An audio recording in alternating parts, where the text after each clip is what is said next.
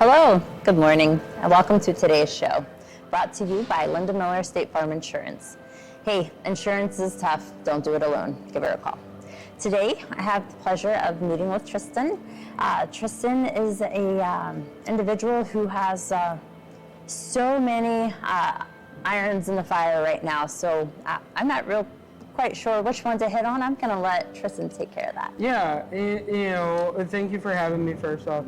I've been a creator online for a little over 13 and a half years. I've built 3 different businesses in the media environment and then went into the music industry, working with record labels and publications. I've worked with nonprofits, startup communities. I run a venture fund. So I do a lot of fun things at different points in time throughout the week. Okay, all right. Any big projects that you're currently working on? I think the biggest one that I'm really working on right now through my entertainment company, GRFK, we're building out a operating system for creators and athletes to manage their entire business A to Z. So that's everything from audience development to content strategy to personal finance to lifestyle and wellness, as well as, having more cutting edge tools for stuff like NIL. Okay, alrighty. And then what kind of inspired you to get involved in things like this? For me, I grew up without a lot of supervision in my life, which meant I got to experiment and find corners of the internet. Okay. At 6 years old, I found YouTube, and I was just fascinated with a lot of the original creators that were on the platform at the time. And for me, I also grew up with autism, so I kind of knew I was never going to be good academically or athletically at things, but it was like, this feels like creative output that I could do so much with, and over time, it just became my life's passion. Wow, that's a triumph. Yeah. Awesome. Okay, and so is there any type of projects that you just love to work on that's your favorite? For me, I'm really about just trying to create things that I hope at least change one person's life for the better. Okay. I think when you focus on a lot of things like this is the addressable market that I'm going for, or I'm targeting this group of people, I feel like you start to lose a lot of hey, why did I get into building something? It's because I had a problem with something, or I wanted to build something that could bring people together. And so I feel like when you simplify things, it makes it so much better. It's kind of why I've been able to do so successful at all the different stops in my career. Okay, alrighty. And so I heard music and entertainment. Can you tell us some more about that? Yeah, so I was born in LA, so I got to drive by the Sony Pictures a lot as a kid and go to movie theaters, and I loved music growing up. And for me, about 2013, I really started falling in love with rock music and metal music. Okay. And eventually got into doing concert photography for fun. And then 2019, a friend of mine worked for a record label that some of my favorite bands were on, and he's like, "Hey, we have this street team program. I think you might be really good for it." And I just dove head in, and I think my biggest project to date I did with them was I worked a 35,000 person a day music festival for 4 days, double headlined by Metallica. Okay. And I was just doing artist promotion and activations the whole weekend, so it was fun. Wow. Yeah. Yeah. So photography, that would just be, you see the craziest things get caught, like drumsticks flying in the air. I've seen drumsticks flying. I've seen people getting crowd surfed. I've seen people in wheelchairs getting crowd surfed. I've seen, I think, was it earlier this year? I've seen some crazy stuff. I've seen vocalists climb onto the ceilings of concert venues inside and while performing mid-set. I've seen people playing Magic the Gathering in the middle of circle pits. I've seen people get married at metal concerts while they're going on. So it's all one fun environment.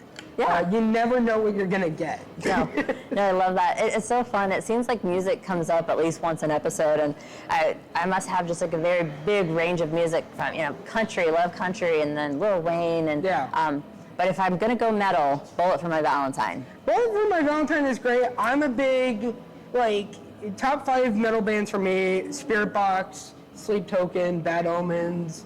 I'm trying to think. There's so many bands that I listen to on, like, my playlist that I use on a daily basis, like 3 hours long. Okay. But I love bands who can blend metal or rock music with different things. Storytelling, especially, like if you can make cinematic rock where you're telling a narrative, intertwine it with like a book or a novel or something cool. Yeah. It even more brings it to life. One of my favorite bands called Ice Nine Kills, they make a lot of music based off of different stuff and then attach it to horror. So like Animal Farm, they did a whole album called The Silver Screen, and it was based off like Jason, Freddy Krueger, Michael Myers, and then they tell the song, or they make the songs from the perspective of people in those environments. Oh, that's so cool. Yeah, no, That's it's so fun. cool. My daughter's such a super fan of the horror flicks, so Yeah. that's fun. Yeah. Incredible. And you know, for myself with the Bullet, one of the things I really like is that there is very much the Yeah. but they're also like singing. There's like a melody. Yeah. Well, a lot of people have this misconception that metal concerts are these like very like atrocious and very like rage filled, and it's like when you go to a metal concert, 9 out of 10 times, like it's like having the biggest extended family ever. Okay. So I think it's fun. Yeah, I love that. Okay, what other events or activities do you have coming up? So I think right now, one of the big things that I'm doing with GRFK specifically is really working on expanding the company. You know, I built it about 2 years ago, and in that amount of time while being bootstrapped, we launched 20 different companies across media and tech and entertainment and culture. So for us, it's all about just trying to figure like what more is there for us to do. We have this sort of internal mantra of like kick a hornet's nest, go find something new to build for Gen Z and millennials and wider culture that hopefully can resonate with people and like be like, wow, that's cool. Can't believe somebody did that. Or if it's flipping, you know, the way that the industry has done business for 10, 20, 30 years, then it lights a fire in especially me. Yeah, that's really neat. I know that personally I'm kind of driven by someone saying you can't. Yeah. No, that for me, that was my biggest thing, is like, as someone who grew up having autism, you're always looked at as like lesser than other people. And so I always had this chip on my shoulder. It's like, I got to work twice as hard just to be as accepted as someone else. Mm-hmm. And then I've got to work another 10% on top of that to absolutely prove like, yeah, I can be that good. Mm-hmm. And even like I have a personal mantra myself, which is be better, or be 10% better than you were yesterday. Even if it's like the most unhealthiest, you know, regimen you get yourself into, it's like you can always be better every day. Yeah. There's always something better. Absolutely. So that's great advice. It's like Atomic Habits, that 1%. Yeah. You know, little by little, and it creates this magnificent, marvelous thing. Exactly. Yeah. Okay. Has there been a time throughout your journey where you thought, you know what, this challenge is just too big, I'm not going to do it, and how'd you overcome? Honestly, I think I'm very unique in that, like, most people have a professional midlife crisis in their, like, 40s or 50s, and I had it when I was, like, 17, 18. Okay. You know, I ran a creator group, I still do, mostly. And at one point in time, we had 100 people across 6 continents, and I was doing everything from social media marketing, handling the operations, talking with sponsors, talking with all the different members on their needs. And, you know, that can get fun. It can also be very tiring. It can also be very challenging, you know, because you're dealing with so many different people, different personalities, different cultures and mindsets. Yeah. I think especially like 2020 was an interesting period because I had to really refine myself. I had someone who I hadn't trusted who did terribly wrong by me, and it nearly blew up everything I'd ever worked for. And I was very fortunate where it's like, hey, take a step back, realize like you're stronger, you're better, and you're gonna survive this, and like you're still thriving, which is great. Yeah. One door closes, another one will open. I think for me what it is that I just really don't care about when like other people are trying to dissuade me to not do something. It's very much just like, hey, this is what I feel, this is my gut feeling, and I know I can make it out on the other end. It's like, I don't care who has an opinion, you're not gonna stop me. Yeah, I love that. If you feel it, chase it. Exactly. Yeah, awesome. Huh. So what advice would you give to someone who's young, thinking, maybe I can do what Tristan's up to. Maybe I could start when I'm 13. I think the barrier to entry for like creating content or being an entrepreneur, like the barrier is so low compared to like when I got into it.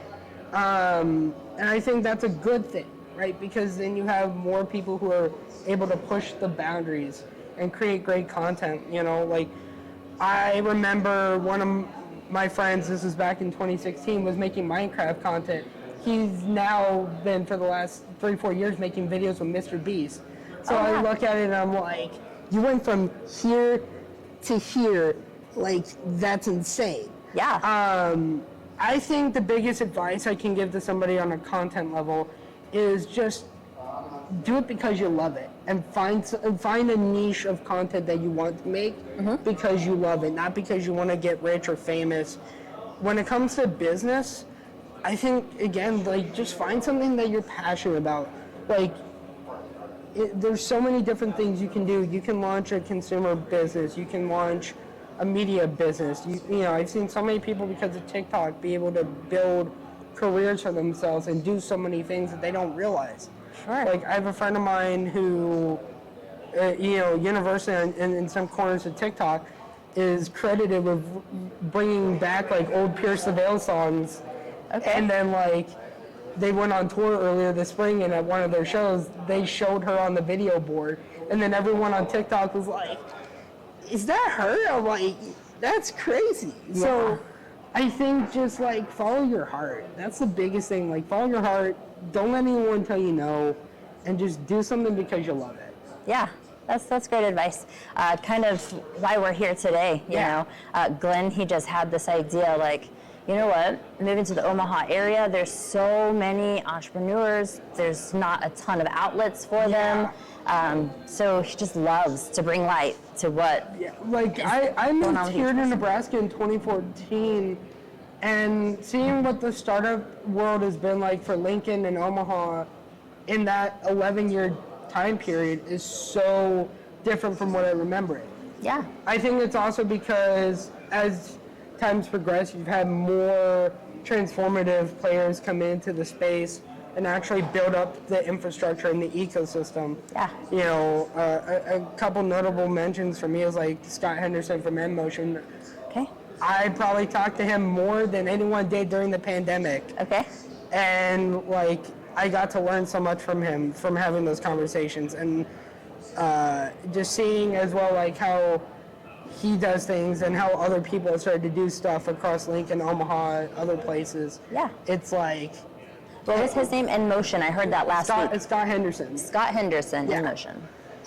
It's a accelerator ran by Generator. I have mass respect for everybody who's worked there, past, present, but I think realistically, a lot of what he's done, a lot of what places like the Lincoln Partnership for Economic Development have done in Lincoln, they've transcended the startup culture. Yeah. It's fun. So I get to see what they do from a distance, because I very rarely come out of my corner of the world, and when I do, it's like, hey, this is fun. It reminds me why I got into doing stuff for communities in the first place. Yeah. And so content, you have also done some podcasts as well. Yeah. Yeah. What type of content? I'm mostly just created podcasts because I was very good with connecting with people and getting people to open up to me. Like, I never had this idea of like building something like Diary of a CEO or some other like famous podcast. It was just like, hey, will you come talk with me for like 30 minutes, an hour, hour and a half, whatever, about whatever we want to. And then eventually I started talking to people who were founders and executives of major companies, a few that are publicly traded, and it's like, hey, this is cool. Like, I didn't expect this. Yeah. But I don't take it for granted either. It also, I think is challenging because like when you're a one-person show, you're finding people, you're reaching out, you're scheduling, you're recording, you're editing, you're doing everything. Sure. And again, it brings back that like passion for me of like, hey, that's why I got into doing this, is because I enjoy it. Yeah. Yeah, very cool. Podcasts, it kind of seems like, you always hear about it or you kind of see them, and, it's been such an incredible experience for myself. I think I learned probably 2 or 3 really good tips from each person that we've had on here. So I think that's the beauty of podcasts, is like you can have great conversations with people without an objective. Right? Like so many people in business environments are like, what can you do for me, or what can I get from you, versus like, hey, I just want to have great conversations and share knowledge. Yeah. One of my best friends in the startup world and business world is a guy named Sam Tolles, who used to be the content officer for Bleacher Report. Okay. And when we first talked, the number one rule he had was, whether we're talking about this or that, no sales pitch, no cold call, just great conversations. Yeah, that's an incredible tip. Exactly. And like, it's done so much for me as a person, having like that reinforced into me. Because I feel like with social media culture, so many people are inauthentic, not true to themselves. And I just try to do that. Yeah. Yeah, I see a lot of that in you, so thank you for sharing that. Yeah. And I met with Shannon Bingham last week. She's an entrepreneur in the community, and that was definitely her advice as well, is that this is the best time to be authentic, to be yourself, to be different. Yeah. So like, I'm going through a period right now where it's like I'm transitioning from sort of the gaming persona that I've had for so many years to now like branding like everything myself on social media and being like, hey, this is who I am, not just the guy who sits in the great studio with like a bunch of pop culture memorabilia and like makes gaming content. Sure. Gaming, I love to play some video games. Is that on the computer that you're doing, or I've console? always been a diehard Xbox guy. Xbox? I think, it's I joke about it all the time with people. It's a 20-year marriage I've had with my Xbox. I went from the original to the Xbox One. Eventually, in a few years, I'll get the series consoles. But, for me, it's gaming was my first love. So I've loved it. Probably spend about 10 hours a day just gaming for the fun of it. Yeah.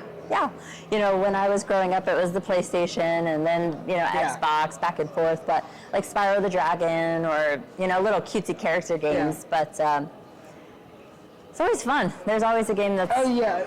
Like, I had this happen earlier this morning.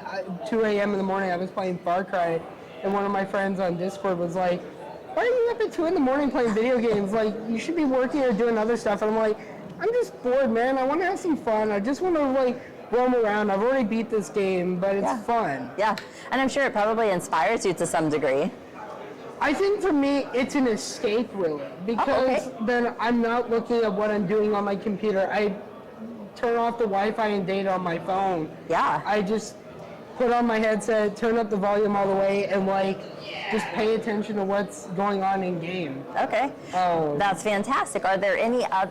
You have so many things going on. Yeah. Are there any other tips or things that you do to give yourself that work-life balance?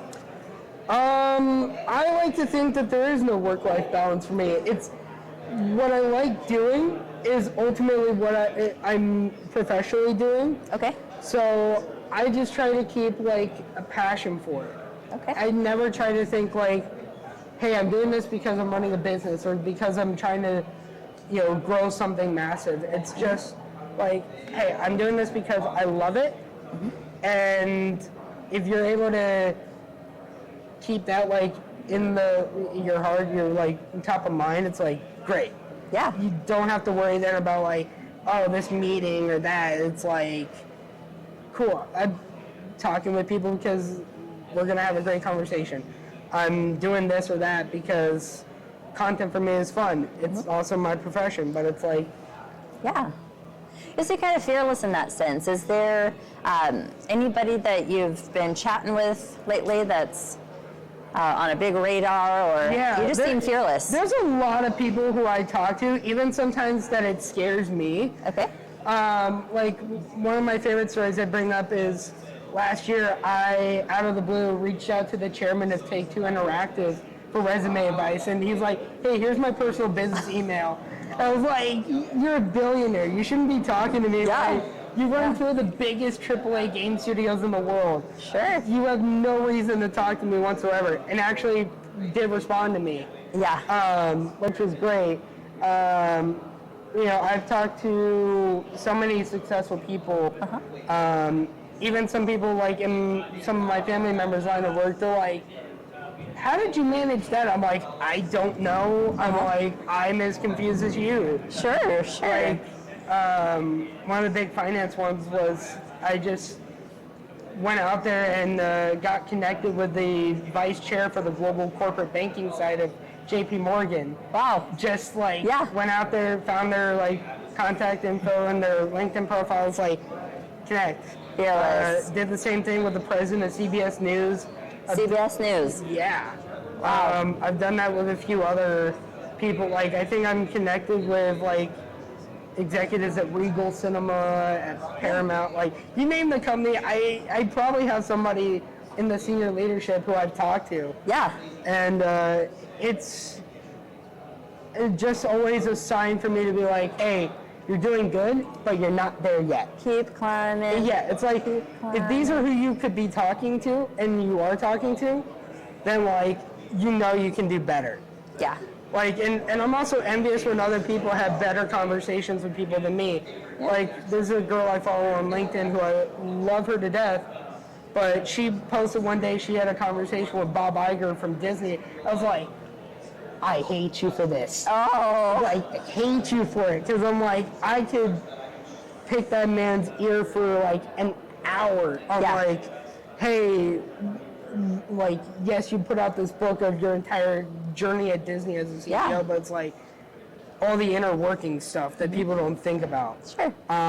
So I think like those are cool stuff as well. Yeah. But is there anybody right now that you're trying to get them to reach out? They're not quite listening. Let me do a shout out. Anyone's on your radar? There's a few names that come to mind, but for me, it's I like to keep those close to the chest. For me, it's a thing where I know that if that person sees me, it's because I did something that made them see me. Yeah. It's not like I'm someone who's very self-made. I don't like dependent. Like it's even weird. Like when people are like, "Hey, I'll make this connection for you," it's like, don't. Yeah. Like, I want to be able to make that myself. Like, I'll be like, great, that we have mutual connections. Yeah. But I'm like, I want that myself. I want Back that. to the fearlessness. Yeah, I want that pride of like, doesn't matter who it is.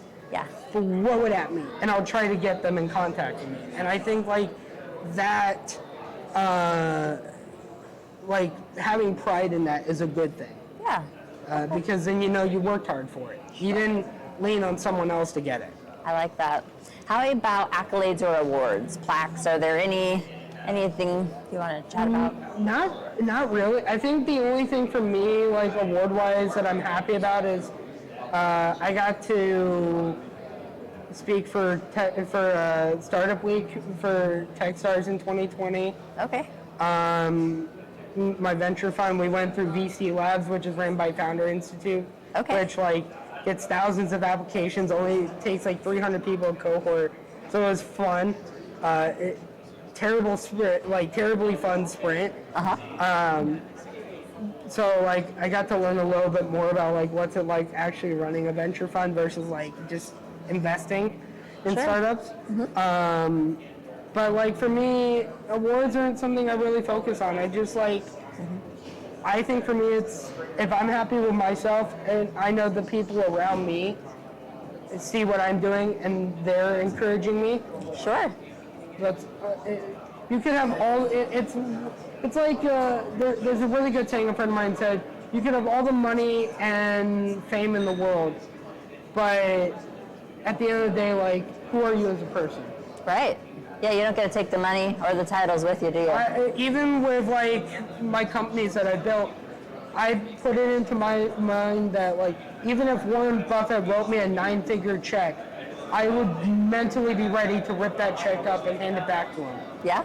And I think like that's something that only comes from like being okay with yourself. Yeah. Yeah, that's very unique.